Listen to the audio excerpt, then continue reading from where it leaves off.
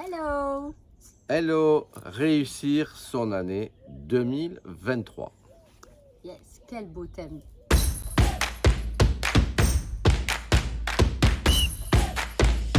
Bonjour, Bonjour à tous. nous sommes Gérard et Laetitia. Nous sommes consultants, coachs, nous accompagnons les entrepreneurs et parmi ceux-ci, beaucoup d'entrepreneurs en couple et nous sommes nous-mêmes des entrepreneurs en couple et nous avons décidé maintenant, il y a un peu plus d'un an, de créer cette chaîne, l'entrepreneuriat en couple pour plus de business à deux et plus d'épanouissement personnel. Et aujourd'hui, Laetitia, nous allons partager donc On va partager des poèmes, en fait, que nous avons vus lors de notre immersion évolution. Comme vous le savez, on fait des formations et à la fin des formations, on a une immersion, donc on soit tous en présentiel. Et le thème de cette immersion aussi à la fin, c'était en tout cas surtout de repartir avec un plan, voilà. avec toute une trame, qu'on pourrait parler, pour évidemment réussir son année 2023, mais aussi c'est une structure pour toutes les autres années.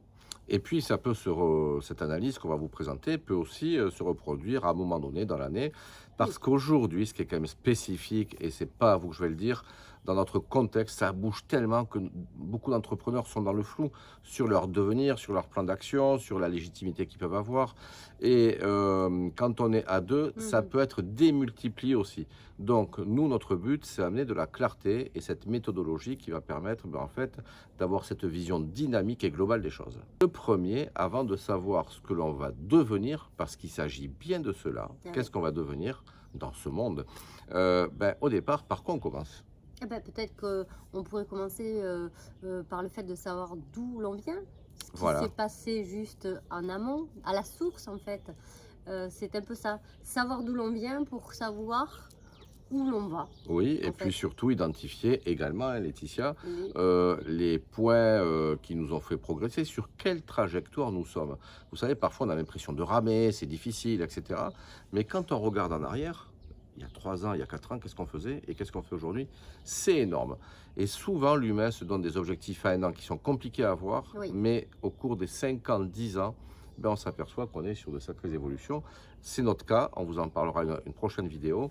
Donc, premier point, prise de conscience du chemin qui a été fait. Le second, c'est plutôt, bon aussi tu en as parlé, mais c'est surtout prendre conscience de ça, de notre trajectoire, de ces progrès, tous les progrès que l'on a fait, quelles ont été les ressources dont j'ai eu besoin justement pour que cette trajectoire que je m'étais donnée soit bonne et qu'on continue dans ce chemin.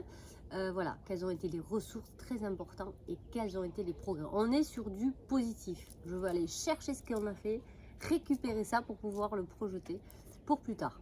Ainsi que les apprentissages qu'on a pu faire chacun. Et puis à partir de là, on voit notre trajectoire et moi je vous conseille de couper et là on va faire comme si on allait se créer un futur. Donc on va visualiser ce que l'on souhaite devenir. Merci de le préciser, c'est le troisième point. Et derrière, on va se créer un souvenir dans notre futur à partir de notre visualisation en rapport avec ce que l'on veut devenir. Et là, on s'interdit rien, évidemment. On peut aller dans le rêve, on peut aller et on va raisonner à 5 ans. On va projeter loin. Et se dire voilà, voilà ce que j'aimerais devenir, voilà ce que j'aimerais être, voilà ce que j'aimerais avoir, voilà ce que mon entreprise, notre couple devrait devenir à un horizon de 5 ans. Abordez-le, puisque nous sommes dans l'entrepreneuriat en couple avec une vision familiale, couple et business. C'est lié. Alors, on vous conseille pour cet exercice-là d'ailleurs de vous mettre avec des outils de visualisation. Mettez-vous dans une ambiance, mettez-vous un cadre pour vous visualiser au mieux. Donc les outils de méditation sont très bien aussi pour ça. Les outils de visualisation sont top. C'est-à-dire qu'on allie tout ça. Et on fait comme si on se crée un souvenir du futur. Comme ça, quand vous allez y arriver, en fait, c'est déjà familier. Ok ? Et ces techniques-là sont, encore une fois, impactantes, puissantes et très motivantes. Le quatrième point, c'est mettre en place en fait des objectifs et en dessous de ces objectifs, des sous-objectifs. Évidemment, on reste encore, pour ceux qui savent, c'est des objectifs SMART. On y va de manière consciente et tranquille. Inutile de se mettre des objectifs inatteignables. Le but, c'est d'avoir plusieurs objectifs atteints et des sous-objectifs atteints pour ne pas se sentir frustré et avoir ces sensations de ne pas pouvoir avancer. Et puis, on s'approprie ces objectifs aussi. Et en fait, en mettant des objectifs, vous savez, c'est comme si vous mettiez des étapes pour arriver à votre vision. Et comme ça, on balise son projet. Exactement. Ensuite, alors le 5e point. Ben, en fait, naturellement, on écrit notre chemin. Vous reliez tous les sous-objectifs, pardon, pour arriver à votre vision. Ben, en fait, on balise le chemin. Et en fait, vous savez, c'est comme si vous voulez préparer un voyage. L'entrepreneuriat, c'est un voyage, je crois qu'on l'a souvent dit ici. Mais en fait, vous faites, imaginons votre road trip, et puis vous reliez les villes en ville, etc. Par contre, qu'est-ce qu'il manque? C'est le 6e point.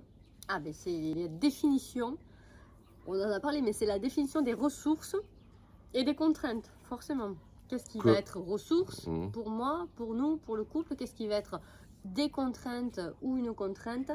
Tout ça, on l'écrit, on l'imagine, on note exactement tout pour qu'on puisse en fait intégrer. Le fait de l'écrire, en fait, vous allez forcément déjà l'intégrer et vous pouvoir vous recentrer sur quand il arrive ça, ben, je vais pouvoir aller chercher des ressources. Et si j'ai anticipé un petit peu les contraintes, je vais aussi pouvoir bouger avec toutes les ressources dont j'aurais été munie, quoi. En fait, Comme les ressources, munitions. on peut parler de ressources en termes d'équipement, en termes de ressources humaines, ressources marketing, ressources financières, ressources en termes d'apprentissage. Et quand on parle de ressources, c'est aussi nos ressources à nous, comment aussi on se ressource. C'est ça. N'oublions pas que nous sommes des humains, que nous avons besoin aussi de nous ressourcer. Et donc planifier tout cela est super important parce que derrière, on a un projet qui tient la route pour l'avenir. Et évidemment, il y a des contraintes. De les imaginer permet de les anticiper et d'y trouver des solutions. Pourquoi les entrepreneurs, souvent, n'arrivent pas au bout de leur projet? C'est intéressant. Très intéressant. Vous avez la réponse? Certains d'entre vous, oui, oui. J'en suis sûr. Mais toi, Laetitia, c'est quoi qui pose souvent, on va dire le mot souci? J'aime pas ce mot. Mais je sais que tu l'aimes pas, mais là, j'ai envie de le dire, ça pose souci. Voilà. Et ça pose souci souvent parce que du coup, qu'est-ce que ça induit? Ça.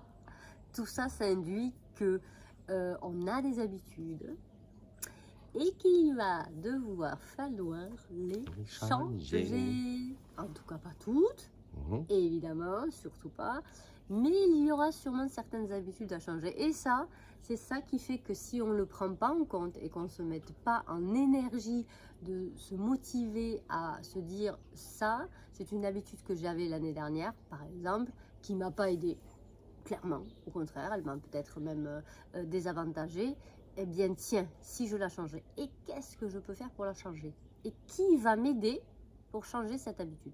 Alors, c'est génial parce que vu qu'on entreprend en couple, quand vous faites ce travail et cet exercice à deux, ce qui est génial, c'est de pouvoir les identifier. Parce que moi, mes habitudes à moi, c'est pas forcément celles de Gérard, et vice-versa. Donc, on va pouvoir s'entraider justement à les changer et à les modifier. Ça, c'est un bonus.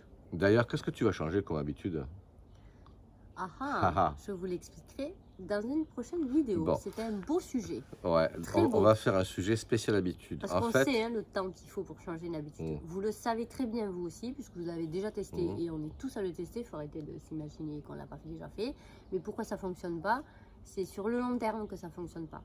Une habitude, il faut combien de temps? Alors, 90 jours pour vraiment la changer et ne pas y revenir. Attention, si on revient une seule fois pendant le cycle des 90 jours, on recommence. Juste sur les habitudes, et comme on l'a dit Laetitia, on va refaire une vidéo sur les habitudes. Il y a parfois de bonnes habitudes qu'on a eues pour arriver là où on en est. Oui. Mais pour progresser, les recettes ne sont plus les mêmes parce qu'on franchit un palier. Et ça, c'est ce qu'on développe vraiment dans nos programmes, comment on franchit des paliers, etc. Donc, ça ne veut pas dire qu'il faut tout jeter, mais parfois, c'est réviser au fil de l'eau. Et puis, le contexte peut aussi évoluer.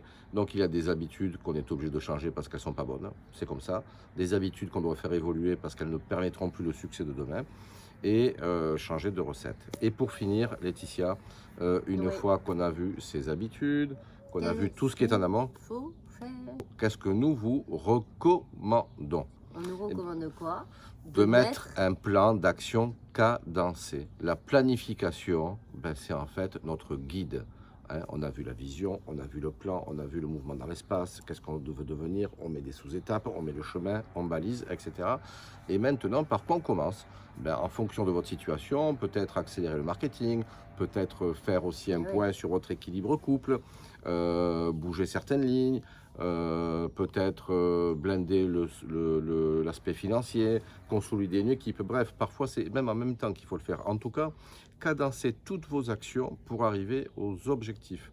Et vous savez, vous partez en rétro-planning. Si dans 5 ans, vous souhaitez devenir ceci, ça veut dire que dans 4 ans, il faut être ici. Ça veut dire que dans 3 ans, il faut être là.